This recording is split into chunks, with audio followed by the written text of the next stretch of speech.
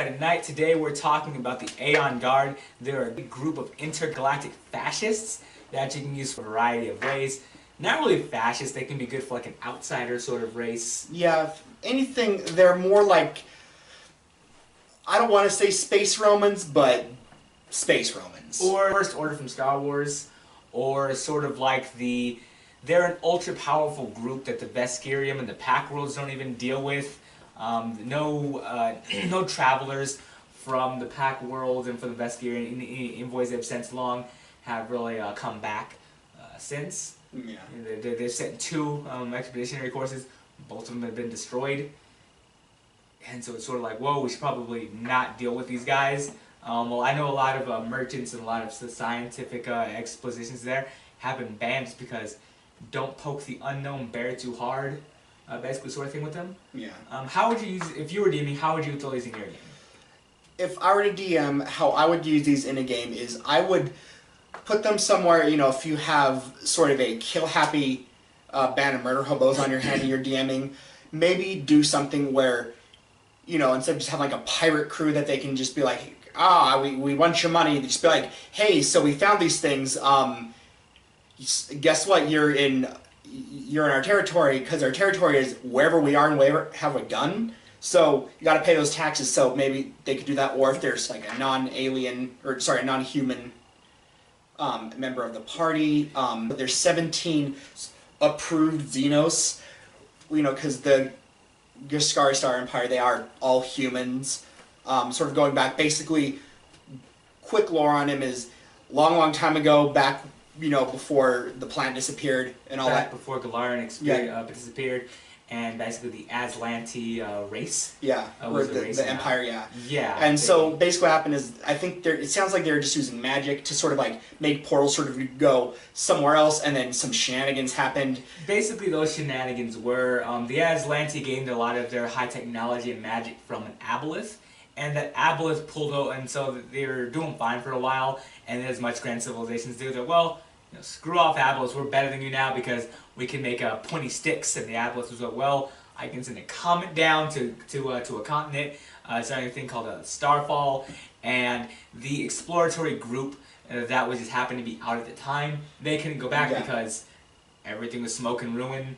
And so why go back to ye old Fallout times when you can, you know, learn from your mistakes. And they did pretty well from themselves. Yeah, I think they settled, eventually they sort of settled some of the other planets in the system, but just basically kind of like what we had, but if Elon Musk was going real hard in the paint about space travel. And then finally when drift drive technology came, then they started going real, you know, Hail to Caesar kind of stuff. So it was Tyroon's fault.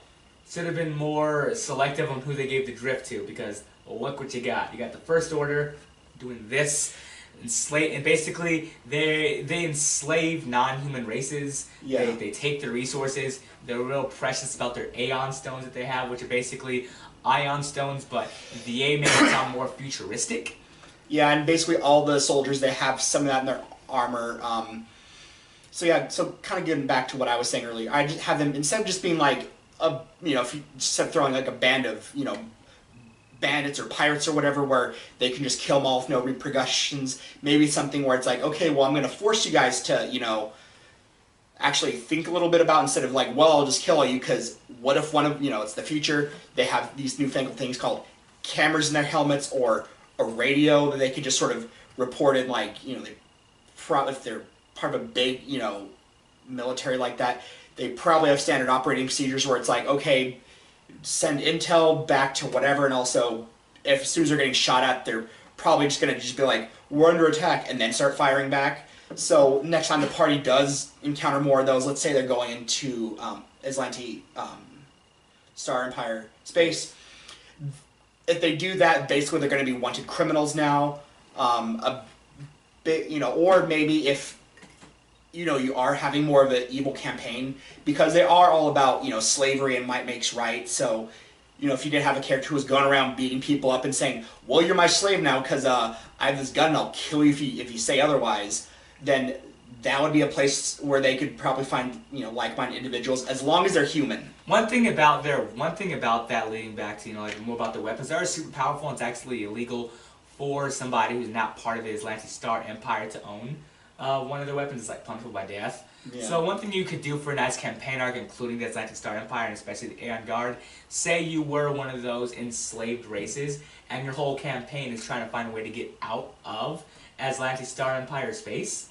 And so along the way there's different patrols, you have to meet with certain people to try to get out, there's complications. That can be a whole part of it if you do want to have this group be a really big portion of at least your tier 1 through 2 campaign sessions, and then they may pop up back once in a while. Hey, you people that want fugitives at Atlantic Star Empire, the Pact World governments don't want to get involved because they don't want to poke the bear too much. We're about like 3 refugees or what have you, or eventually put 5 refugees.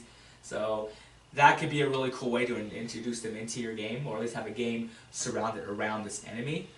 They can be a fun group to steal from if you're a full-hearted group, or they could be the nice little smuggler campaign. We're trying to get people away from them if you're using them as a central villain, or a benefactor if you want to sort of be even like the secret police. Yeah, or go out and look for, or go out and look for runaway slaves. Yeah, as long as you're all human. Yeah, the whole time I was reading through the player's handbook about them or in the creature's guide, is the whole thing I kept thinking of was true to Kaiser, just Caesar's Legion from Fallout New Vegas, or just, if you've read anything about Rome and Roman history, they're space Romans. Yeah.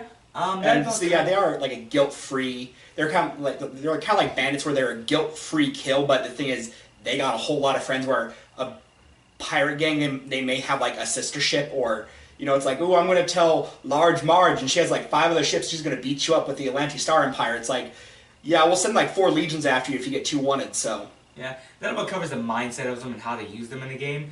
They're mentioned in 2 different places. One in the Alien Archive, starting at page 6.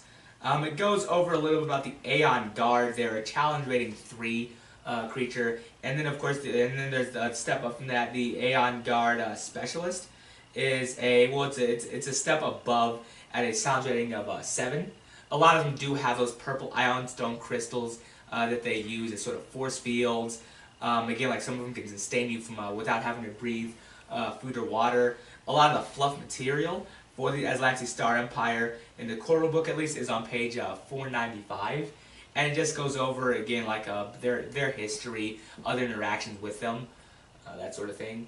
Was there anything else about the Atlantic Star Empire that you really wanted to go into, except from being basically your First Order or Space Nazis or Caesar's Legion or Rome? No, that's basically it. If Space Rome. Yeah. Well, that about covers it. I hope you guys have fun with the Atlantic Star Empire and for the Aeon Guard. Yeah. Well, that about covers it for Creature Feature. Hey, this is Evan from 20 Side Night. Thank you so much for watching our video. Please like, comment, and subscribe, and hope to see you next time. Have a great day.